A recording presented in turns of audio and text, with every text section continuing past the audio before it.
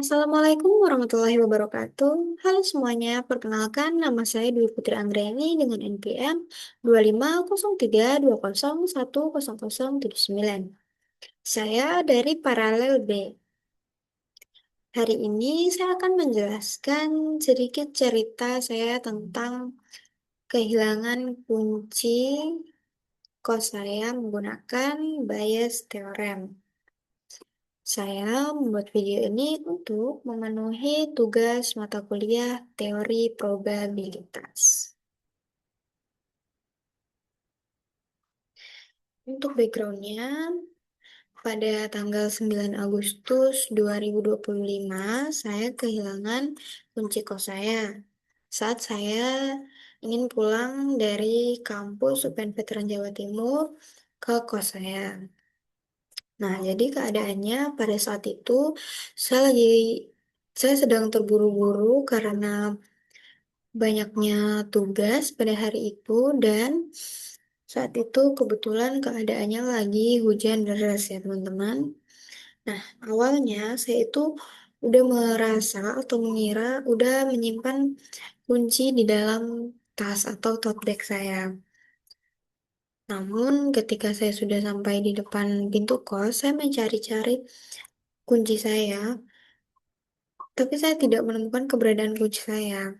Sudah saya bongkar, sudah saya mengeluarkan segala macam, saya sudah mencari di motor, di kantung celana, di tas teman saya, dan lain-lain, tapi tetap tidak menemukan kunci saya.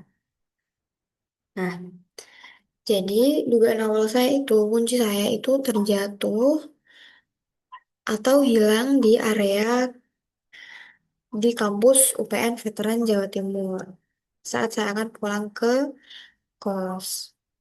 Namun kan kampus UPN Veteran Jawa Timur ini kan luas banget ya teman-teman. Jadi di sini saya dapat perhitungan untuk kemungkinan pertama itu 40%, kemungkinan kedua itu 30%, dan kemungkinan ketiga juga 30%. Nah, untuk likelihood, nah di sini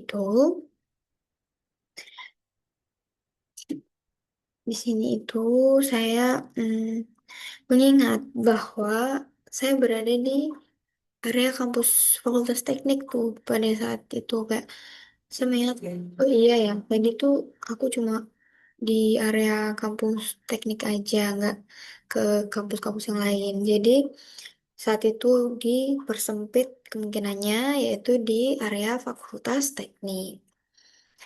Kemudian teman saya tuh mengingatkan saya bahwa kami tadi itu ke parkiran dan di situ saya membuka tas saya atau tote bag saya untuk mencari STNK dan kartu dan tiket masuk ke kampus.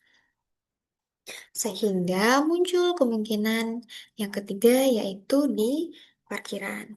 Semakin menyempit nih kemungkinannya ya teman-teman. Yang tadinya di kampus UPN Veteran lalu menyempit sampai di eh, parkiran. Nah, untuk perhitungannya di kemungkinan pertama itu likelihoodnya 15%, di kemungkinan kedua itu 25%, dan di kemungkinan ketiga itu 40%. Nah, untuk perhitungannya seperti ini. Untuk posterior probability-nya, PA sama dengan P A1 B1 dikali P B1 ditambah P A2 B2 dikali P B2 ditambah P A3 B3 dikali P B3. PA sama dengan 0,15 dikali 0,40 ditambah 0,25 dikali 0,30 ditambah 0,40 dikali 0,30. Nah, di sini hasilnya 0,255. Nah, kalau teman-teman tanya, ini angkanya dari mana sih? Nah, angkanya itu dari yang tadi ya teman-teman, yang di slide sebelumnya. Kita tinggal masukin aja ke dalam rumus ini. Nah, untuk posterior PBI AJ atau perbarui keyakinan pada setiap grid.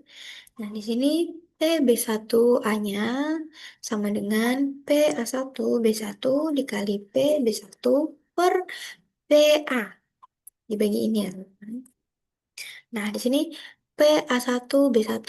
Jadi ini 0,15 dikali 0,40 per 0,255 PA-nya ya. Nah, di sini hasilnya itu 0,266. Lalu yang kedua, PB2A, PB2A2 nih. Ini 0,25, 0,30 dikali 0,25 per 0,255. Nah, di sini aku dapat 0,294. Selanjutnya yaitu PB3A sama dengan 0,30 dikali 0,40 per 0,255. Nah, ini tadi cara masukinnya sama ya yang kayak yang tadi. Oke. Nah, di sini aku bisa narik kesimpulan ya.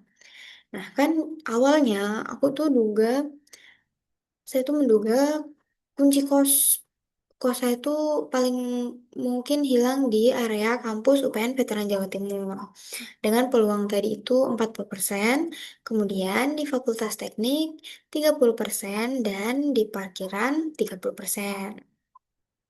Namun setelah muncul evidence atau bukti baru berupa ingatan bahwa saya berada di Fakultas Teknik. Dan juga teman saya kan ada yang mengingatkan bahwa saya sempat membuka tas di parkiran. Jadi keyakinan awal yang tadinya itu kemungkinan terbesarnya di kampus itu tuh berubah atau menyempit. Nah, berdasarkan perhitungan bias dengan prior dan likelihood yang baru.